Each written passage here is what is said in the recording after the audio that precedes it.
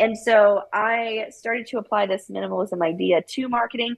And that's how we came up with the creating 1 year of marketing content in 5 days, really just boiling it down to what do you actually need? What's the bare minimum? Mm. And can that help you move forward and achieve the things you want to achieve in your business? Hi, and welcome to Helping People Perform, the podcast that gives you fascinating insights into those people whose chosen vocation is to help others perform at their best. From consultants to teachers, sports coaches to financial advisors, all of my guests share a passion for getting the most out of individuals, teams, and organisations. Enjoy the episode. Hi everyone, and welcome to another episode of the Helping People Perform podcast.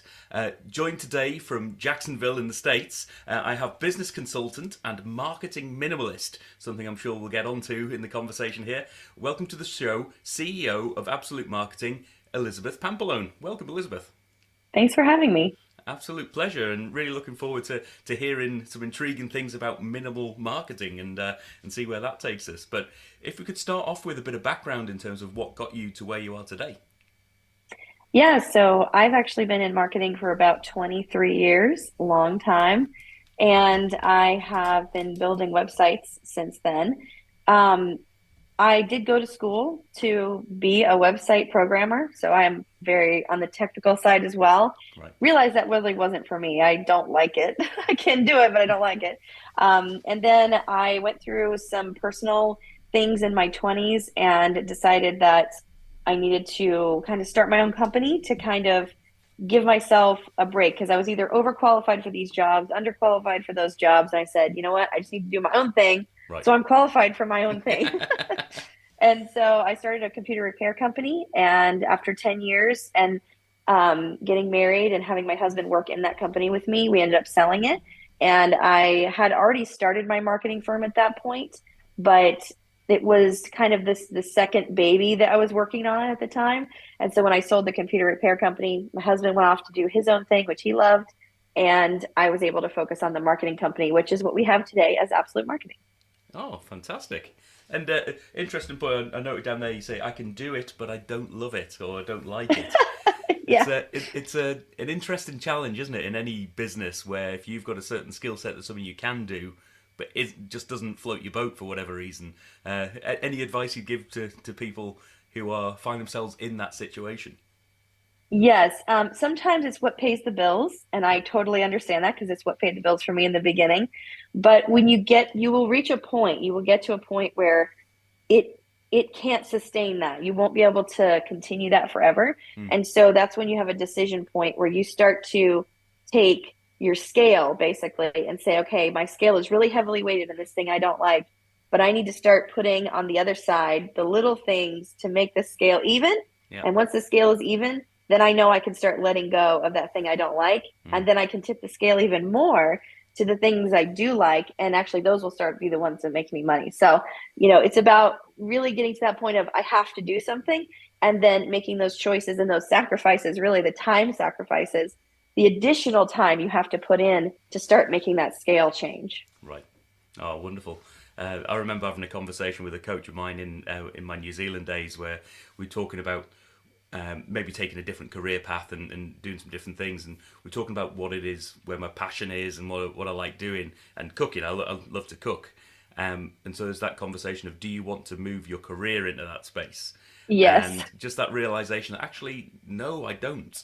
So Right. just because you don't enjoy something at work, you might actually be able to balance that out a little bit with other outlets, other Yeah. mechanisms to actually get that passion in your life. And yeah, it's not just a case of having to leave your job and go do something on your own. You can do all sorts, can't you? Exactly. And that's why I like the scale idea because you can start like putting little bits of time into this other thing. Yeah. And if it really gives you enough passion and enough drive, the scale will start to change, right? And then you'll have more of that thing and less of the thing you don't Mm. like. But if it's not enough, like you said, the cooking thing was good. So you might only have a few things in that scale and it's not really tipping much, but at least it's balancing enough for you at the time, right? Like it's giving you that relief, that release. But I feel like that with me, I didn't want to do the technical things. I wanted to do kind of the consumer end of what I was already doing. Right. So I was doing the business end, doing all that programming and stuff, working with other programmers, but I really wanted to help regular people understand kind of some of the finer aspects of what I was doing on the other side of things. And Right. so that was still kind of in the same field, but a different aspect of it. So I think that's where you really can make those career changes, is where you have something you know that you're good at and you like, but you don't like that part of it. And Right. so there's maybe another avenue or aspect of it you can start to really actually make that career change. Ah, lovely. And out of interest, what got you into the sort of programming side in the first place? What ignited your passion or your desire in that space? So I actually took a library class on HTML back in the day when it was very, very primitive and you were using Notepad on your computer to make websites, Right. and build them from literally nothing out of, thin air. Mm. And I loved it. I just thought it was the coolest thing. And that was where that technical side of me of typing in some words and some carets and some colons and commas, and coming up with a visual product from text. And so that led me to say, well, I want to be a programmer. Obviously, I like this part of it. Yeah. But when I actually went to college for that and actually did that in school, I realized that I learned a lot of really good concepts and it gave me a lot of great foundation, but it wasn't something that I wanted to do every single day. Right. I really liked that more creative aspect of it. But having that really deep knowledge gave me a huge advantage in the direction that I ended up going. So it was good to go that way, but it also helped me realize it wasn't really the space I wanted to stay in. Yeah. Oh, fantastic. So maybe that brings us nicely into what it is you do actually do now, and we can talk a little bit maybe about marketing minimalism. Yeah, so a few years ago, I actually became a minimalist myself, and you probably look behind me and say, "You're not a minimalist, Elizabeth. You have a lot of stuff behind you." But minimalism, I think, is more of a threshold thing. So for me personally, there's a certain threshold. Like behind me are all the books I own. They're in this cabinet. There aren't any other books in the house that I own. They're all here. And so that's my threshold. That's kind of my minimalism. That's how I keep it contained. And so when I started working on it for my personal use in my home, then I realized, wait a minute, why aren't we doing this in business? Because people are overwhelmed in business, especially in marketing, especially in marketing. So I started to apply the same concepts of minimalism to marketing. And I already had my firm. We were already doing, business consulting with other small businesses and helping them with their websites and all these things. But I realized there's a lot of stuff that you could do in marketing. There's so much, Yes. but there's only a few things you should do for each individual business. And so it's kind of like, yeah, there's a lot of supplements you could take for your health, but there's only a few that you actually need for you, right? So Yeah. it's kind of that idea. And so I started to apply this minimalism idea to marketing. And that's how we came up with the creating 1 year of marketing content in 5 days, really just boiling it down to what do you actually need? What's the bare minimum? Mm. And can that help you move forward and achieve the things you want to achieve in your business? Wow. And so when you talk about 1 year of marketing content in 5 days, tell us a bit more about that. I mean, what does that look and feel like for people? So we actually focus on one project per day, and we have a branding day where we create your entire brand, your opt-in, set up your email list, and really dive into your mission, your vision, your values, who's your audience, kind of all that branding-y stuff. We do your logo, your colors, your fonts, all that. And we do that in 1 day. Right. And then we take that and we move it into a second day, which is where we create your website in 1 day. You walk in with no website or a defunct one, because a lot of people have them, they just don't work. Right. And then you walk out with a finished, live, fully functional, completely content-filled website. So during that 8-hour period that we work with a client, we actually work physically with them, like one-on-one, and we get them from, I don't know what to put on my website, I don't know what to say, I don't know how to communicate this information, to saying, well, we did all this branding work yesterday, let's use it. So we just use all those pieces and build upon them to create the website. Websites don't take that long. They really don't, but they can take longer when you're trying to get the client information out of their brain and onto the paper kind of idea. And so we just really streamline that process. The other days could look something like creating 1 year of content for your social media in a day, We create like 365 posts for one client in a day with them. Wow. Because again, it's all up in their brain. Yeah. And then we also do, email marketing in a day the same way. Podcasting in a day will help them set up their podcast and record a certain number of episodes, help them get on podcasts as a guest. So we'll do like 50 different applications for them and help them write their best bio and their best pitch. Then, just to create their one sheet and all that stuff. Right. We have a day where we actually create all their blogs for the entire year. And then we have a day where we create their e-commerce or we create their membership. Right. So we have like 8 different options for actual full days.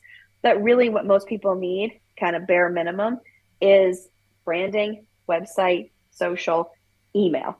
Those are like the basis. Yeah. And then the other things, maybe you're great at writing, blogging might be for you. Maybe you're great at speaking, podcast guesting might be great for you. Maybe you have a following, but you have all this content, you still know what to do with it. Maybe you need a membership. So we kind of then pick the right pieces for the right people. Again, just making it streamlined so that you typically need about 5 days for any given business. Right. But they're like your 5 days, the 5 days that make sense for you. Yeah. Oh, wonderful. And I love that idea of the intense 5 days of working on you and your business. Do people struggle with that if they, if they've already got some business going on? Is there flexibility? Does it have to be 5 days consecutive, or how do you? It does. Right. It does, and I do get a little pushback on that. Yeah. But then I kind of give them this like thing to think about. If you can't give me a week of your time away from your business, but really for your business, right? Yeah. Away from your business, then what does that say about your business? Right. It's probably holding you hostage. And that means you can't take a vacation either. That means you can't, and so if you could, even if it's like 3 days of 1 week, and then we come back after the weekend and 2 more days or something, some combination of 5 consecutive days, most people can do it. Yeah. They just don't think they can initially. And so the ones that actually do accomplish this and do set aside that time, maybe they only need 3 days, maybe they need the full 5, whatever that is. One client we worked with, they had 2 full weeks. Wow. They were like, we want to get this done. And we just did 2 consecutive weeks. But if they actually set aside the time, they're the ones that see the huge results and the huge leaps forward. Right. The ones that drip it out 1 day here, come back in a month, do another day. They're the ones that see slow progress. They're the ones that get more frustrated because they have half the pieces they need, but not all the pieces they need. Yeah. And I can envisage the website and the sort of personal branding and things like that coming through. The bit that I don't know, getting my head around a little bit is the year's worth of socials and the year's worth of blogs and things. So is because part of the reason I'm saying that is I find that from my social bit, there's a lot of what's happened to me in the day, where what's happening in the world that's maybe topical. Is this a case of just having a bank of content that you can pull on if you wish, and you can start to pull up there, or is it all like that's all that's happening for the year? So we like to create the bank, but we actually schedule it in, because a lot of times what happens, kids get sick, you go on vacation, things happen, that client really needed you, and you didn't get to the thing you meant to do today, which is write that blog or put up those posts or whatever. And so this is a bank that's scheduled, so it's already running. It's running in the background. We're writing all the posts, we're creating all the content, we're doing all the designs for all the images, and we're scheduling them in so that maybe 3 times a week, maybe 5 times a week, maybe twice a week, whatever works the best for your business and your schedule. We're actually already posting. They're already in a schedule. They're done for the entire year. But these things that we're posting are stuff that you should be saying all the time anyway. Right. And the things you're probably actually saying to clients in person, on phone calls all the time anyway. And so this is just kind of taking that repeating aspect and saying, I really should be talking about this one piece of education. And maybe I do in real life, but on social, I feel like, oh, I already said that 3 weeks ago. I can't say it again, but really you should say it again. You should say it all the time. And so even for like realtors, we have had realtors do this program, and they say, oh, well, I don't know what houses I'm going to sell in 6 months. I don't know what houses are going to come up next week, right? But those are things they can do in the moment. Right. Those topical things, they don't have any problem posting that. it's the in between days, it's the times when there isn't really something to say or something going on that they struggle with, well, what do I say now? And so that's what this social system does is it gives you this like background running, hey, if I don't get to it this week, it's cool. I've Right. got so much stuff already that's being said, and it's all good stuff that I know needs to be said. And I'm guessing you can add to that as well. If that's just your background piece, if there is a topical element, you can nothing stopping you from jumping on and adding to it at any stage. Yeah. Exactly. Exactly. Like the more the merrier, the more posts you can put out, the better.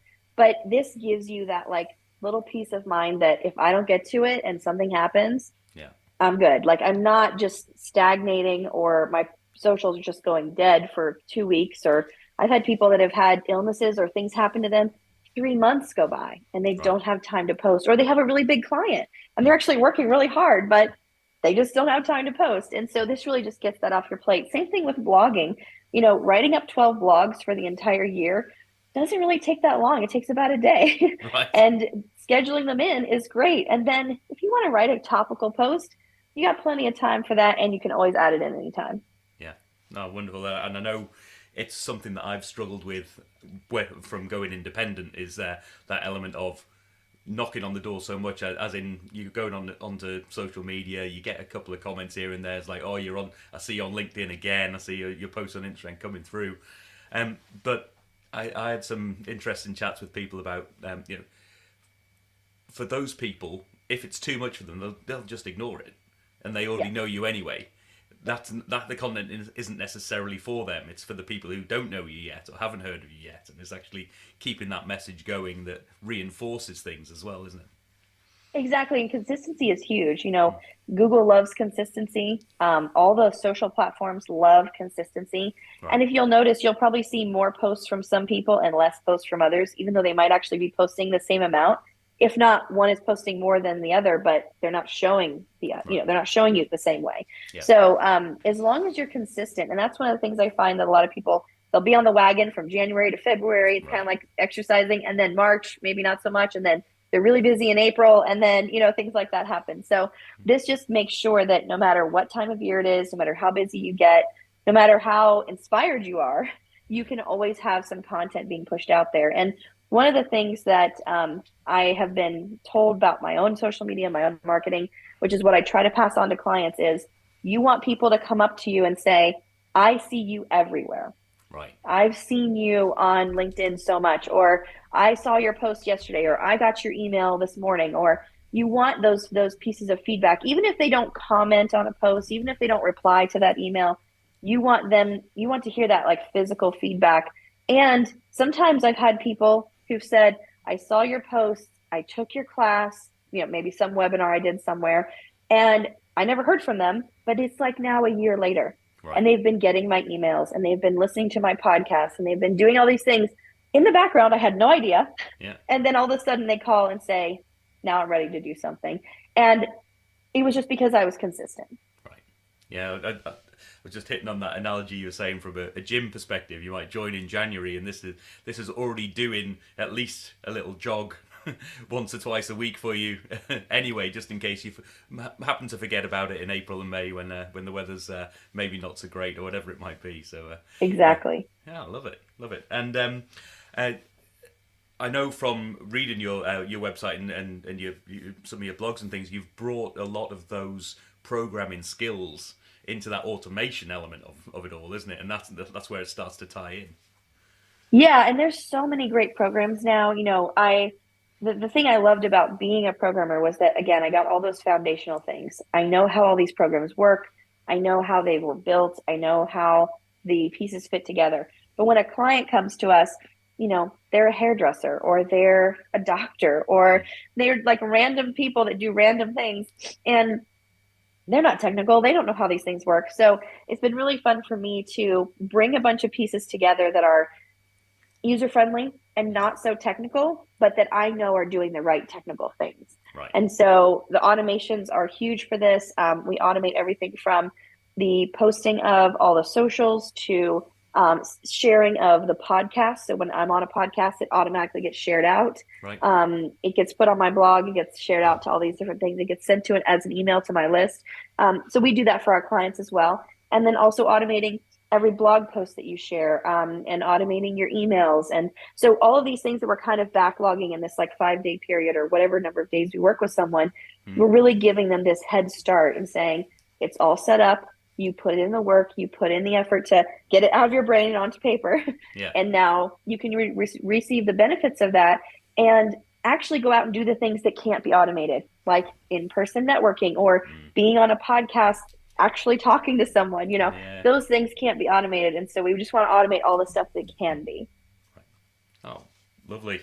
And one bit just to pick up on as well, I think you said this is typically an in-person piece. Is it only in person? Do you work with clients outside of your geographical reach? Yeah, we do these in virtual sessions as well. Right. The only thing with virtual is the person has to be a little bit tech savvy. Sometimes people are just saying, oh, I'm not tech savvy at all. I don't care about this. I just want it done. Right. Right. And so those people I find work better in person. But I've worked with people in Singapore, Australia, England, just all over the world. And they do really well. I've had people in Canada and just everywhere.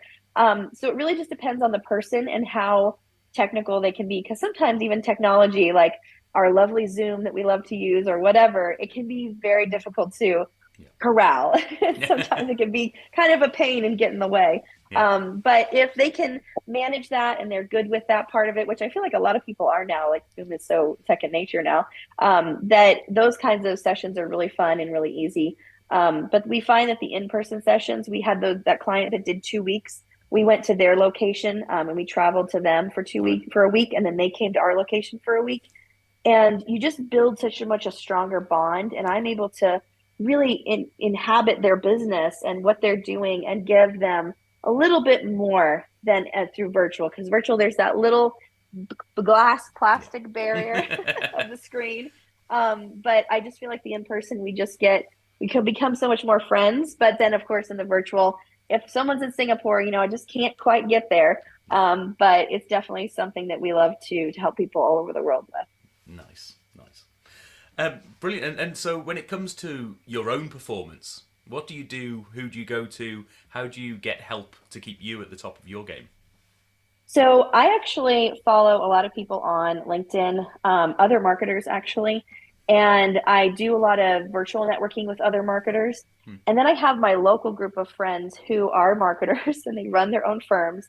And I will just make sure that I'm connecting with them at least once a quarter. So we're going out, we're having tacos, we're, sitting down, having coffee. And I just like to have those just general conversations where there's always something that comes up where somebody says, oh yeah, we're using this new tool, or, have you heard about this, Chat GPT is coming, all these things, like random things that are brand new or whatever. And so we'll just have conversations about them. And I always find that there's always some nugget of wisdom that they've found, or maybe something changed with Facebook or something changed with Google ads or whatever that they knew that I didn't, and vice versa. And it's just that great, not only to have the camaraderie and have sometimes we just have, complaining sessions over the tacos and the salsa. But it's also good to just know that there's someone else who's dealing with the same things, having the same struggles, having the same triumphs, but then also has those different resources that, I may not have heard of. And then I also like going to speaking at, different conferences and things, right. And then attending the sessions that I'm not speaking at and actually getting a little bit of insight there as well. So really just hanging out with people in the industry. I find at this stage in my business, after like 20 plus years, that I find that that's the best thing for me now, is to connect one-on-one with other marketers and then just be around other marketers in the industry and like group settings also, where we can just share and have, more of a casual, hey, did you know about this kind of thing, versus me sitting down and taking a course, because that's what I did in the beginning. And Right. That's what really helped me move forward. But now at this point, it's more about the connections and the people. Yeah, I had a catch up last night actually with a group of people that I've known predominantly just online, and we get together sort of once a month and have a group session over Zoom. And actually meeting some of those individuals in person last night, as you say, it just brings a whole new level to the conversation, doesn't it? So, It yeah, does. It yeah. does. Wonderful. And so maybe a couple of slightly different questions then. If you could take your skill set and your knowledge and your expertise and really help one individual or team or organization that you'd really want to have a crack at, who would that be? Well, there are a couple of people that I am speaking to right now that are potential, I guess, clients, but they're actually other marketers. Right. And that is one of the things that I've been focusing on. There's a group that meets online, and it's full of new to sort of new marketers. Maybe they've been in business less than 10 years. Right. And I just find that, when I go there, I am so inspired by them because they have started their businesses. They're really working on these things, but also that I just can say one thing and that's like their light bulb moment, Right. and to me, it's, oh, that's 20 years of experience. Of course, Yeah. it's, Yeah. it's easy to me. But for them, I just see them like light up and go, oh, that was the thing I was missing. Or, oh, I didn't even think about that. And for me, that's just the best thing. So even though they're kind of my competition in a way, Right. I really find that like mentoring other marketers has been so fulfilling for me at this point. And I want to pass on all these things that I have learned to give them those shortcuts that people had passed on to me when I was in Yeah. that same position. So I don't know if it's like an organization per se, but I find that just people in marketing who have been in business less than 10 years, because that's kind of my sweet spot. Nice. I love mentoring them and just giving them whatever questions they have. Because I feel like sometimes in that stage, when you're in that beginning, middle stage, you haven't quite hit that 10-year, like I'm over the hump mark. Right. And you feel like, who can I ask a question of? Like, who is basically smarter than me? It's kind of hard to find those people sometimes. And so I like to kind of be that person that says, nope, been there, done that. Right. Here's what you do. Step one, step two. Don't do step three. It doesn't Yeah. work. And just go to step five, Yeah, those conversations of what not to do are equally, if not more, valuable, aren't they, from a Yes. knowledge perspective? Yeah. Cool. And if you're able to sit down and have a drink, have a coffee, have some tacos with somebody and learn from them and just absorb their wisdom, who would you want that to be?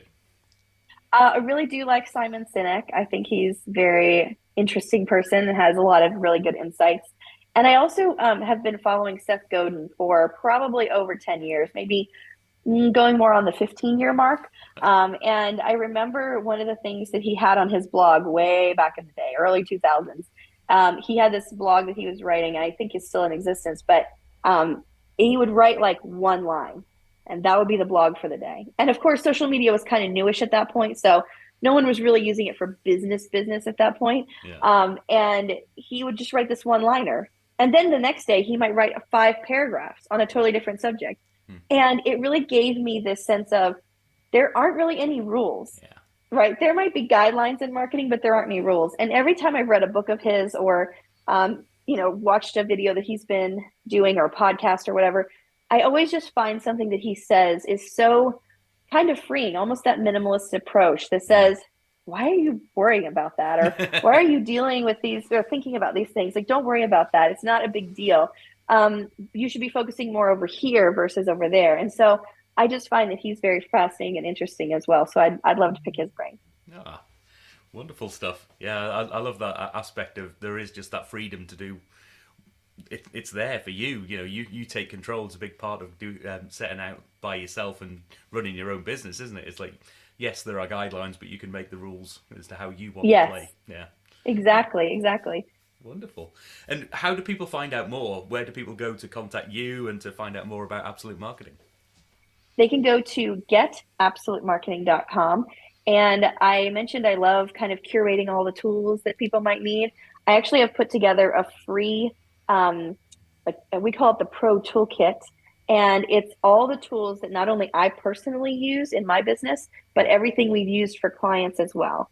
And Okay. so it's just a running list and it's constantly updated. So you go to it, you put in your email and you get access. And if I change something in my business, it gets taken off that list and a new Right. thing gets put in. So constantly being updated, constantly curated. And I also have a lot of free videos. I have 2 free courses, and it's all kind of bundled together. And I just like giving that to people to give them a little bit of a head start in where they're going with their marketing.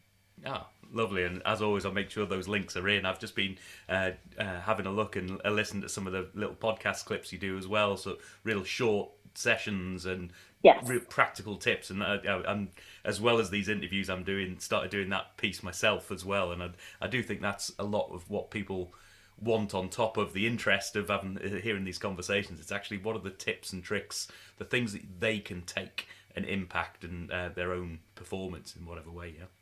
Absolutely, absolutely. And I love doing the 2 minute podcast. It's called Marketing Minimalism, and I just have loved giving those 2 minute bites. And I've challenged myself in the beginning to definitely just stick to the 2 minutes. But as time went on, some of them are like 9 minutes, don't tell anybody. But I feel like sometimes subjects just need a little more room. But I do really like that 2 minute format, 2 to 3 minutes anyway. And I've had guests. I have a lot of guests that have been on. We just had a guest on the other day, and it's so fun to see other people embrace that format and challenge themselves to say something really meaningful and valuable in 2 minutes. So I love the format. Ah, wonderful. And I'll make sure those links are in. I really do encourage the audience here to go and check those out, because not only are they hugely interesting, but there's a load of value to be taken from there as well. So amazing conversation. I'm fully inspired, and I love this concept of being able to have a year's worth of material, focus on your business for a week, get yourself set up, take that weight off your shoulders, and free yourself up to do the work that you're there to do. So thanks for the inspiration. I encourage everyone to reach out to Elizabeth and Absolute Marketing and take her up on the amazing work that she does. So thanks for being on the show today, Elizabeth Pampalone. Thank you so much. It's been lovely talking to you. Thanks. Thanks for listening to today's episode. If you liked what you heard, then please give the podcast a rate, review, and share. I'm Paul Teasdale, and from sausage making to banking, oil and gas to Formula One, I help people perform. If you'd like to find out more and have a conversation, contact me via helpingpeopleperform.com.